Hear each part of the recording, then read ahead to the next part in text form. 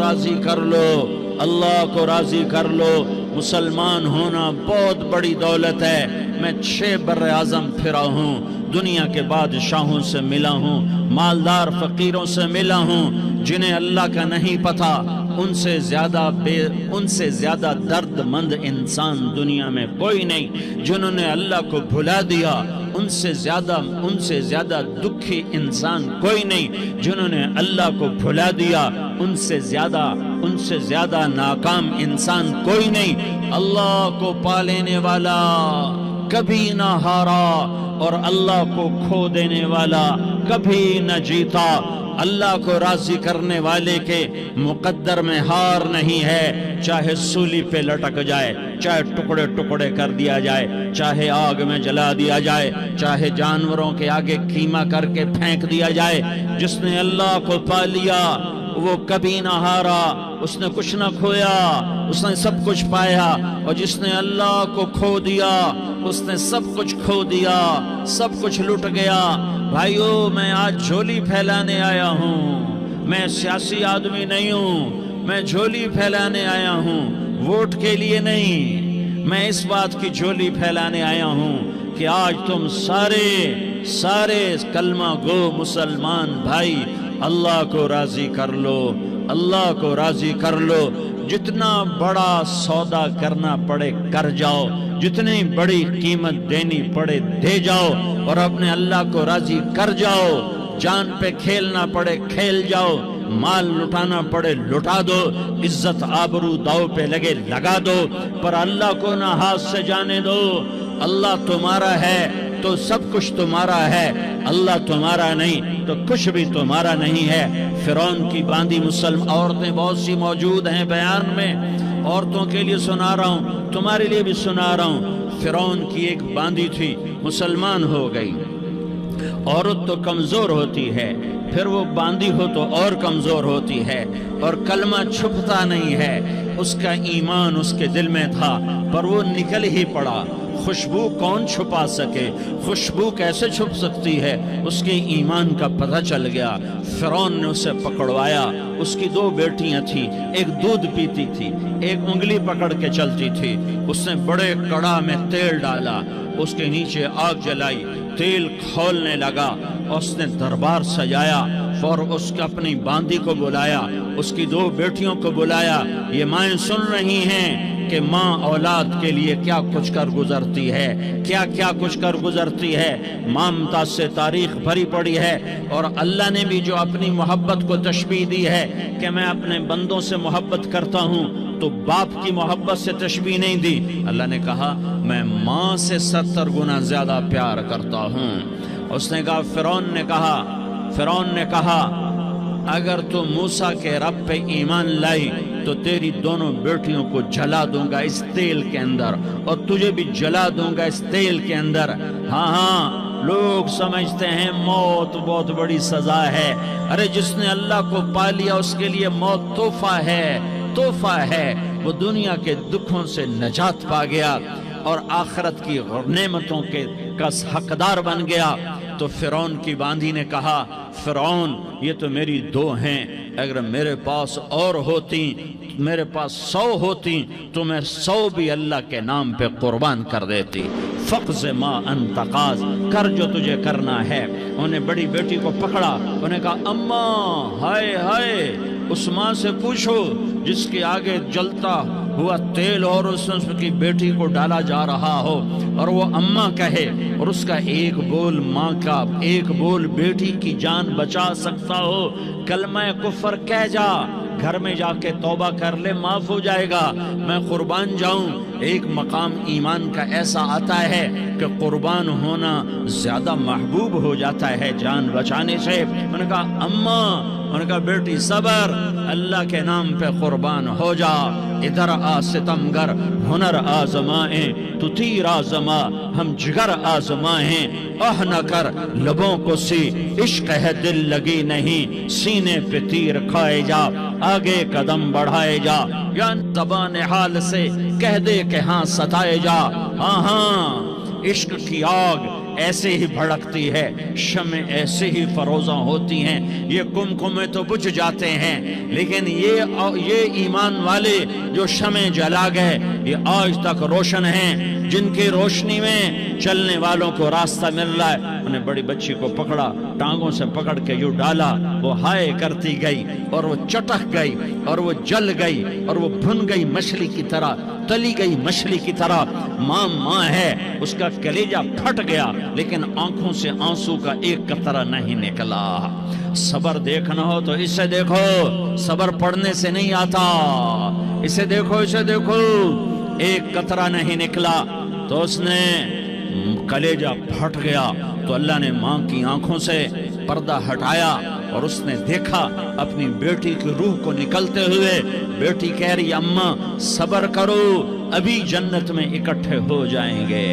پھر انہیں چھوٹی بچی کو پکڑا، دودھ پیتی، جسے پتہ بھی نہیں میرے ساتھ کیا ہونے والا ہے، اس کی تو آہ بھی نہ نکل سکی، اور اسے انہوں نے تیل میں ڈال دیا اور وہ جل کے کوئلہ ہو گئی۔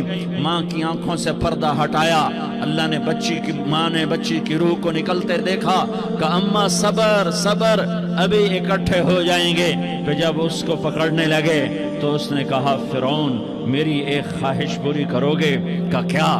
کہ جب مجھے بھی جلا دو تو مجھے اور میری بیٹی کی ہڈیاں باہر نہ پھینکنا، ہمیں کٹھے کہیں دفن کر دینا، کٹھے کہیں دبا دینا۔ فرعون نے کہا ہاں تمہاری یہ خواہش پوری کر دی جائے گی۔ ہاں دنیا میں اللہ فرعونوں کو مہلت دیتا چلا آیا، لیکن فرعونوں کو مار کے دکھایا، نمرودوں کو مہلت دیتا چلا آیا، پھر نمرودوں کو مار کے دکھایا، قارونوں کو مہلت دی، پھر قارونوں کو مار کے دکھایا، پھر جنت اور جہنم کا نظام بنایا، پھر ایک دن مجھے بھی کھڑا کرے گا اور تمہیں بھی کھڑا کرے گا، پھر ایک طبقہ جنت کا حقدار بنے گا، ایک طبقہ آگ کا حقدار بنے گا۔ پھینک دیا، جل گئی، ہڈیاں نکل آئیں، انہیں ہڈیوں کو اٹھا کر زمین میں دبا دیا۔ 2000 سال گزر گئے، میرا نبی دنیا میں موسیٰ علیہ السلام کے 2000 سال بعد آتے ہیں اور آپ معراج پہ چلتے ہیں۔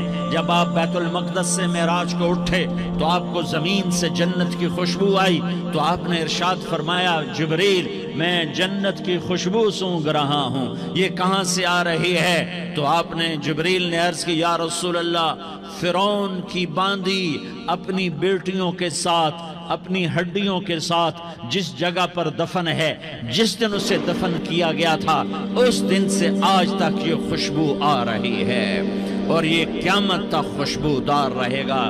یہ زمین کا ٹکڑا کہ یہاں وہ دفن ہے جس نے اللہ کے ساتھ سودا کر لیا۔ اللہ سے سودا کر لو، اللہ سے سودا کر لو۔ یہ سودا حسین نے کیا اللہ کے ساتھ، ایک سودا یزید نے کیا، اس نے خون بہایا، اس نے ظلم کیا۔ ارے ظالم کبھی ہرا نہیں ہوتا اور مظلوم کبھی خشک نہیں ہوتا، ظالم پہ کبھی بہار نہیں آتی اور مظلوم پہ کبھی خزاں نہیں آتی۔ اللہ ظالم کو مہلت ضرور دیتا ہے، لیکن ایک دن ہے جب اللہ جنت کو سجائے گا اور جہنم کو بھڑکائے گا اور ترازو کو لٹکائے گا اور پل صراط کو قائم کرے گا اور اپنے عرش کو لائے گا اور خود فرشتوں کو بلائے گا، پھر طارق جمیل کو قبر سے اٹھائے گا، سردار عزیر کو قبر سے اٹھائے گا، زید عمر بکر کو قبر سے اٹھائے گا، پھر مجھ سے سوال کرے گا میں نے تمہیں دنیا میں عزت دی، مال دیا، بتا آج میرے لیے کیا کر کے لایا ہے؟ بولو آج کیا کر کے لائے ہو؟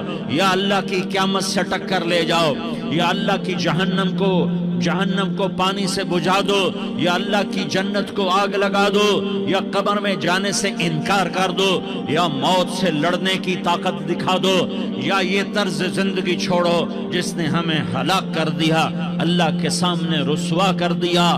موت ہے، جنت ہے، جہنم ہے، آخرت ہے، اللہ ہے، رسالت ہے، محمد مصطفیٰ کی ہستی ہے جو تمہارے لیے پس گیا، لٹ گیا، دان توڑوائے، خون ہوا۔ جاؤ چلو میرے ساتھ، میں تمہیں طائف کے پہاڑوں میں لے جاؤں اور میں تمہیں وہاں کھڑ کے سوال کروں، کاش طائف کے پہاڑوں کی زبان ہوتی تو وہ سب سے پہلے ہمیں تمہیں لان تان کرتا۔ ارے تمہیں شرم نہ آئی کہ تمہارا نبی تمہارے لیے خون و خون ہو گیا؟ اس کے 2 دفعہ آسمان کے فرشتے روئے ہیں، 2 دفعہ آسمان کے فرشتے روئے ہیں۔ ایک 4000 سال پہلے جب ابراہیم بوڑھا باپ 96 سال کی عمر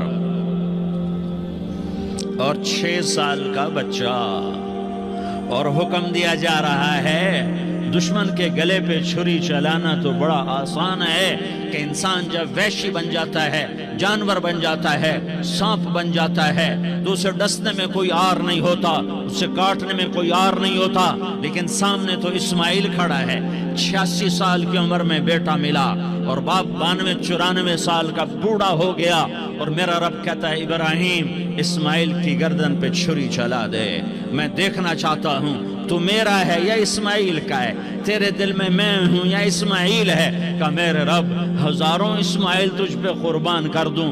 چھری اٹھائی، فلسطین سے چلے اور پہنچے مکہ مکرمہ، بیوی سے کہا بچے کو تیار کرا دو، سیر کرانے لے جا رہا ہوں۔ بچے کو تیار کرایا، آج پہلی دفعہ بچہ باپ کو دیکھ رہا ہے، انگلی پکڑ کے اچھلتا ہوا جا رہا ہے، میرا ابا مجھے سیر کرانے لے جا رہا ہے، یعنی خبر کے چھری کے نیچے سے گزارنے لے جا رہا ہے، اور لیاری والوں کو پیغام دینے جا رہا ہے کہ اللہ پر ہر شے قربان کرنا سیکھو، اللہ کے لیے ہر جذبہ چھوڑنا سیکھو، ہر شے سے ہٹنا سیکھو، جہاں اللہ ناراض ہے ہٹ جاؤ، ہٹ جاؤ، ہٹ جاؤ، ہار نہ پڑے ہار جاؤ، مٹنا پڑے مٹ جاؤ، لٹنا پڑے لٹ جاؤ، دھکے کھانے پڑے کھا لو کھا لو کھا لو، کہ دنیا میں سب سے زیادہ دھکے کھانے والا میرا حبیب محمد مصطفیٰ۔ مجھے لیاری کا کوئی گھر دکھاؤ جہاں غریب نے پیٹ پہ پتھر باندھا ہو، آؤ میں تمہیں دکھاتا ہوں۔ میرا نبی مسجد نبوی میں بیٹھا ہوا ہے اور ایک صحابی آتا ہے اور آ کر یوں کپڑا اٹھاتا ہے، کہتا یا رسول اللہ ادھر دیکھو، میں نے پیٹ پہ پتھر باندھا ہوا ہے، بھوک کی وجہ سے میں سیدھا نہیں ہو پا رہا۔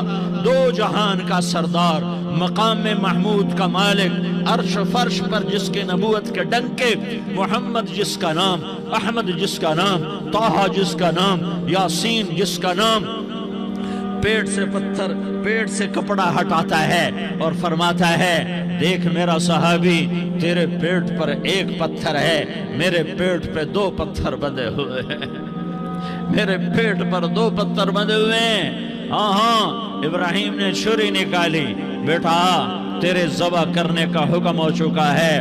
بیٹا کہتا ابا جلدی کر، دیر کیوں کرتا ہے؟ ہاں کہانی سنانی ہے لیاری والوں کو، ایسی اولاد بناؤ، ایسے باپ بنو، اللہ کے امر پر یوں قربان ہونا سیکھو۔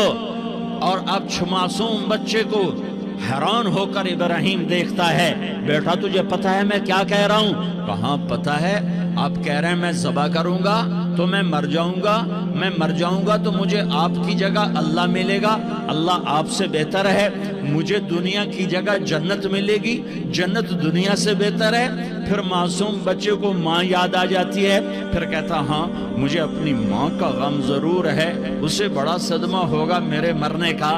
تو اپنا گریبان کھولا اور کرتا اتارا، کہا ابا میں جب مر جاؤں تو یہ کرتا سنبھال لو، یہ میری ماں کو دے دینا، یہ میری نشانی اس کے پاس رہے گی، جب کبھی میں یاد آؤں گا میرا کرتا دیکھ لیا کرے گی، اور تو اپنے کرتے میں مجھے کفن دے کر ادھر ہی دبا دینا، مجھے ادھر مکے نہ لے جانا کہ میری میت کو دیکھ کر میری ماں کو بڑا دکھ ہوگا، مجھے ادھر دبا دینا۔ ابا میرے ہاتھ باندھ دے، میرے پاؤں باندھ دے، اور لیاری والوں کو پیغام دے دو کہ اللہ پہ یوں قربان ہوا جاتا ہے۔ تم پیسے پہ لڑے، تم منصب پر لڑے، تم عہدوں پر لڑے، تم ایک دوسرے کے خون کے پیاسے ہوئے، کیا موت مر گئی ہے تمہارے لیے؟ کیا آخرت کو آگ لگ گئی ہے؟ کیا جنت کو آگ لگ گئی ہے؟ کیا جہنم کو بجھا دیا گیا ہے؟ کیا طارق جمیل کے لیے قبر کا ٹکڑا مقرر نہیں ہے؟ کیا اس کی جان کے نکلنے کا وقت مقرر نہیں ہے؟ کیا منکر نکیر میرے پاس آنے والے نہیں ہیں، تمہارے پاس آنے والے نہیں ہیں؟ 96 سال کا بوڑھا باپ بیٹے کے ہاتھ باندھ رہا ہے کسائی کی طرح، جسے بکرے کے ہاتھ پاؤں باندھتا ہے، پاؤں باندھ رہا ہے۔ پھر بیٹے نے کہا ابا مجھے الٹا لٹانا، سیدھا نہ لٹانا، کہیں تیری نظر پڑے اور تیرا ہاتھ کانپ جائے اور حکم ٹوٹ جائے، مجھے الٹا لٹا دے۔ وَتَلَّهُ لِلْجَبِينِ، الٹا لٹایا اور اپنا گوڈا ان کی کمر پہ رکھا اور ایسے ان کے سر کے بال پکڑ کر یوں سر اٹھایا، چھری کو نیچے سے گزارنے کے لیے، ایک ہاتھ میں سر کے بال، ایک ہاتھ میں چھری، گوڈا اس کی کمر پر، اور یوں آسمان کو دیکھا۔ ہائے ہائے، کائنات ہل گئی، ابراہیم کی نظر آسمانوں پر گئی کیا؟ فرشتوں میں ہلچل مچ گئی۔ فرشتوں کو کیا خبر کہ آگے کیا ہونے والا ہے؟ کہنے لگے یا اللہ، کیا تو مجھ سے ناراض ہو گیا ہے کہ اسماعیل کی محبت نے میرے دل میں جگہ پکڑ لی ہے؟ یہ لے تیرے نام پہ قربان کرتا ہوں، ناراض نہ ہونا، تجھ پر ہر شے فدا ہے، ہر شے قربان ہے۔ یہی لا الہ الا اللہ کا مطلب ہے۔ چھری چلائی، جب یہ کہا یا اللہ میں تیرے نام پہ اسماعیل کو قربان کرتا ہوں، ساتوں آسمان کے فرشتے زارو زار روئے کہ فرشتوں کو نہیں پتا آگے کیا ہونے والا ہے۔ دوسری دفعہ 4000 سال بعد یہ طائف کی وادی ہے اور یہ محمد بن عبداللہ ہے اور یہ بھاگ رہے ہیں اور پیچھے پتھر پڑ رہے ہیں، اور وہ بھاگ کے پیچھے پتھر پڑ رہے ہیں، پھر آپ گرتے ہیں، پھر اٹھ کے بھاگتے ہیں، پھر پتھر پڑتے ہیں، پھر آپ گرتے ہیں، پھر اٹھ کے بھاگتے ہیں، پھر پتھر پڑتے ہیں، پھر آپ بے ہوش ہوتے ہیں، زید بن حارثہ اٹھاتے ہیں، باغ میں پناہ لیتے ہیں، پھر آپ کو ہوش آتا ہے، پھر آپ اللہ کی بارگاہ میں دعا کرتے ہیں۔ اس دعا کو سن کر ساتوں آسمان کے فرشتے زارو زار روئے کہ یا اللہ آج میرا تجھ سے گلہ کرنے کو جی چاہ رہا ہے۔ اشکو الیک ضعف قوتی وقلت حیلتی وہوانی علی الناس، میرے رب آج میں تجھ سے گلہ کرتا ہوں، تو نے مجھے کن لوگوں کے حوالے کر دیا جنہوں نے مار مار پتھر مجھے لہو لہان کر دیا۔ اللہ کی غیرت، اللہ کا غضب حرکت میں آیا اور فرشتہ اترا۔ ہاں یا تو میں کیا کہوں، دیکھو اپنے نبی کا معاف کرنا، دیکھو اپنے نبی کا معاف کرنا، دیکھو یہاں تو بیٹا ماں کو معاف کرنے کے لیے تیار نہیں، بھائی کو معاف کرنے کے لیے تیار نہیں۔ فرشتہ پہاڑوں کا آ گیا، یا رسول اللہ اگر آپ اجازت دیں تو ہم دونوں پہاڑوں کے اندر ان کو چکی کے پاٹ کی طرح مسل کے پیس کے کیما بنا دیں اور ان کو ختم کر دیں۔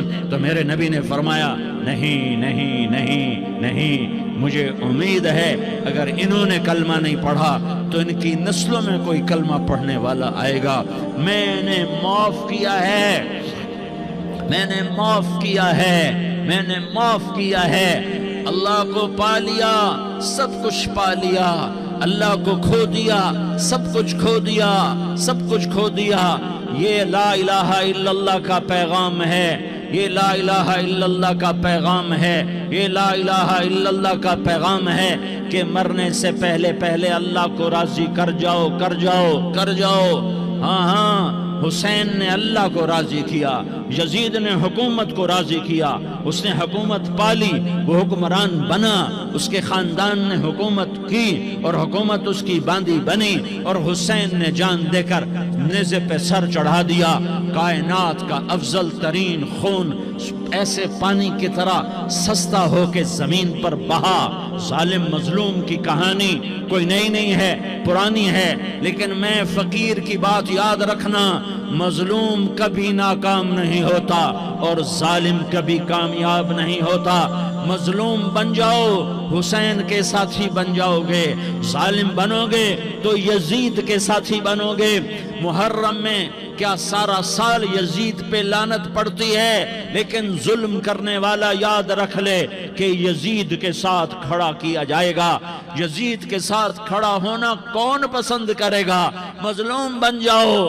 آل رسول ذبح ہو رہے ہیں، حسین ذبح ہو رہا۔ کون حسین؟ میرے نبی کا لاڈلا حسین، کون حسین؟ میرے نبی کا نواسا حسین۔ کون حسین؟ جس کے ہونٹوں پہ بوسے دیے، جس کے ماتھے کو چوما، جس کی آنکھوں کو چوما، جس کے سینے کو چوما، جس کے ہاتھوں کو چوما، جس کو سینے پہ لٹایا۔ ارے میں تمہیں کیا بتاؤں، گھر میں داخل ہوئے اور اپنے ہاتھ زمین پہ ٹکا دیے اور پاؤں بھی زمین پہ، گوڑے بھی زمین پہ ٹکا دیے، اور ایسے اپنی کمر کو بیلنس کر کے دونوں بچوں کو اپنی کمر پہ بٹھایا اور کمرے میں چکر لگا رہے ہیں، اور پھر اوپر منہ کر کے کہہ رہے ہیں تمہاری سواری کیسی ہے بھائی؟ بچوں بولو تمہارا اونٹ کیسا ہے؟ ایسے سواروں میں ایک کو زہر دیا، ایک کو نیزے پہ لٹکا دیا، پر اللہ انہوں نے پا لیا، اللہ کو پا لیا، اللہ کو پا لیا، اللہ کو پا لیا، اللہ کو پا لیا تو سب کچھ پا لیا۔